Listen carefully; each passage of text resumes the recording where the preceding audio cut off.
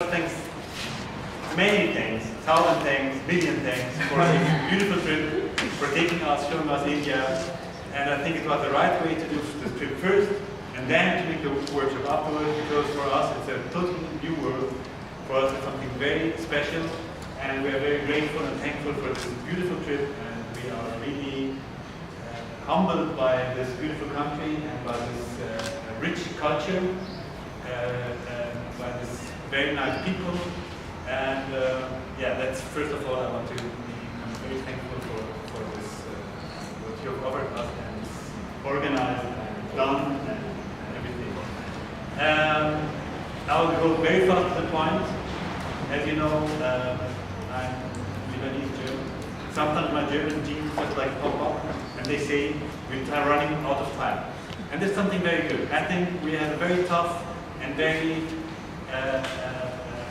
short time in order to do something, and therefore we should start punctually and take it really seriously and start at the beginning, because the schedule is very dense, very dense schedule. So please, yeah, we're going to write down the schedule, and there are different parts which will be done first, and then they're going to build on one another. So at the end, I hope that we're going to have good projects. Of course, 3 days is very short time. This can only be a beginning of a bigger project, but a starting point of something where we don't really know where it's going to. This should be considered, that we are here kind of brainstorming at the same time. Architecture is not only about creativity, it's also about discipline. I'm sure about that. Like dancers or like artists, you see how they work. It's just like your work, and that's it. There's a passion there. So I'm also asking for that from you. In general, to the topic, thinking hand. That is first beautiful thing is to name this workshop "Thinking Hand," because also like educators, we think that students very often lack the idea of drawing and to do it. So there are different layers of why it is a good idea. First, because we are trying to help.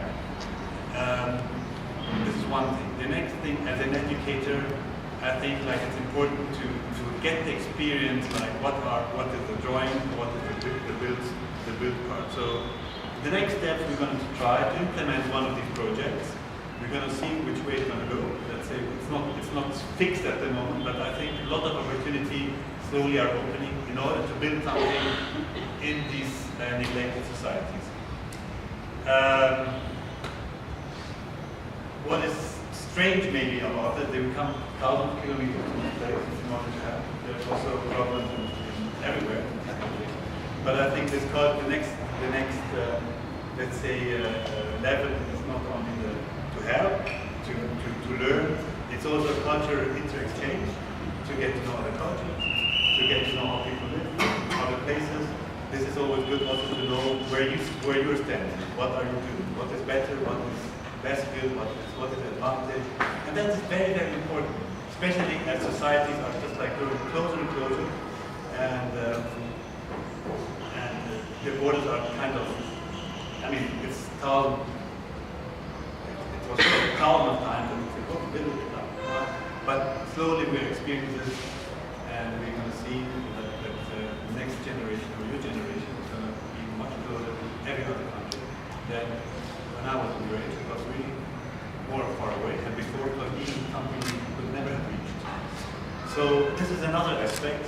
And then there's an aspect of what I'm going to say is that the aspect of sustainability that affects all of us.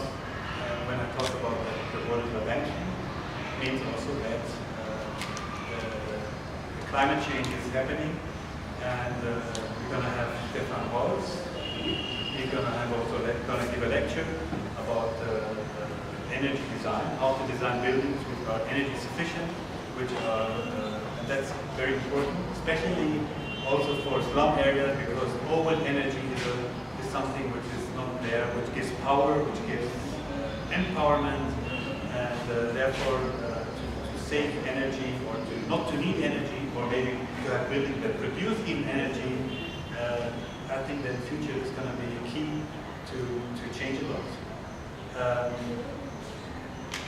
I don't know whether there's something, maybe you can add something. Also, and of course, you know all, to Oliver. Yeah, Oliver, he went, he's also at our institute in Duisburg.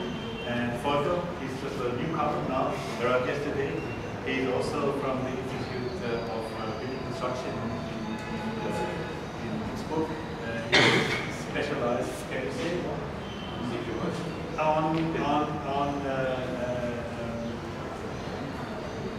energy design or implementing energy design into buildings. He's an architect, wonderful buildings, and Oliver in architecture also was very strongly involved in building schools for neglected societies in Africa.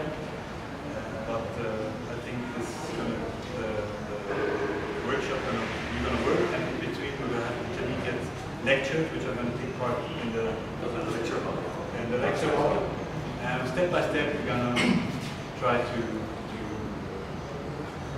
give the lectures. Yes. So, but at the same time, it's not only sitting and here giving lectures. At the same time, we have to work, and we're going to go through the tables, discuss it with you. And yeah, that's it. Thank you.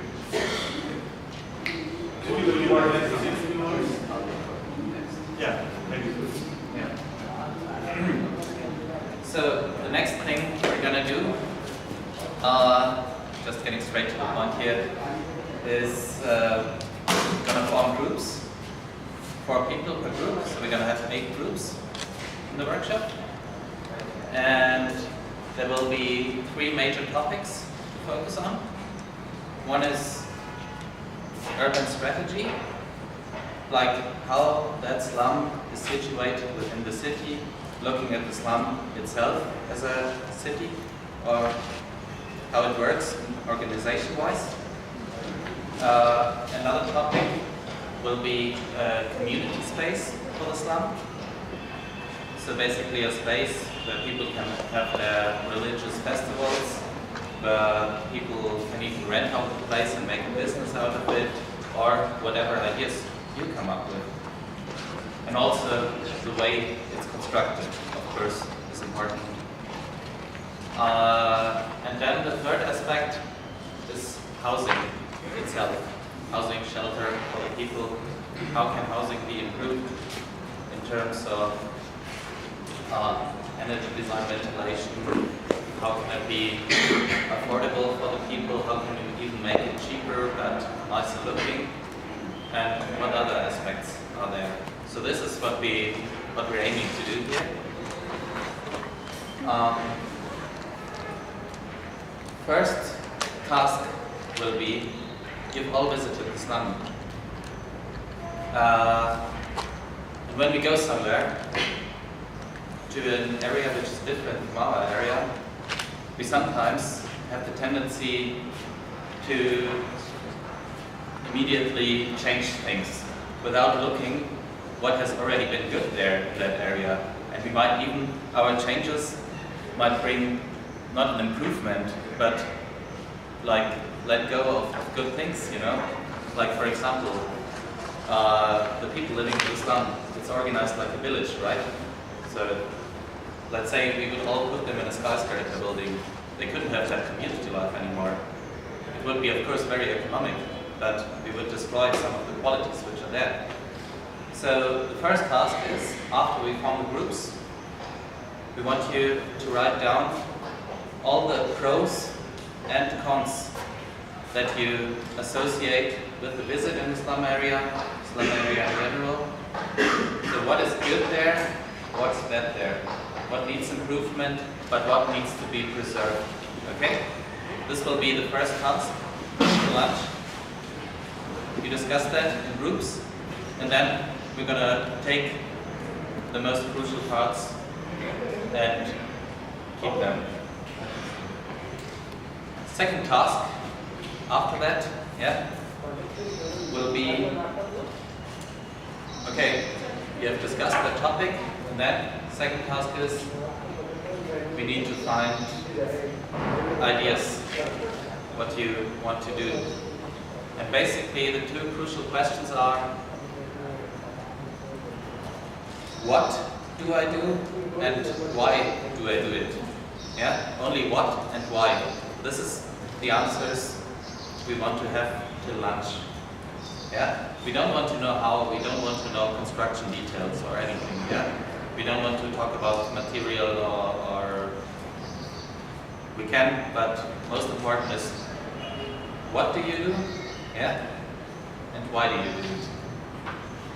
Okay, which will be easier once we have done the first part, pros and cons. Okay, so that is what we want you to do till lunch, and then we can proceed making the groups. Unless, are all the students there now? I think so. Because I can't quite see 18.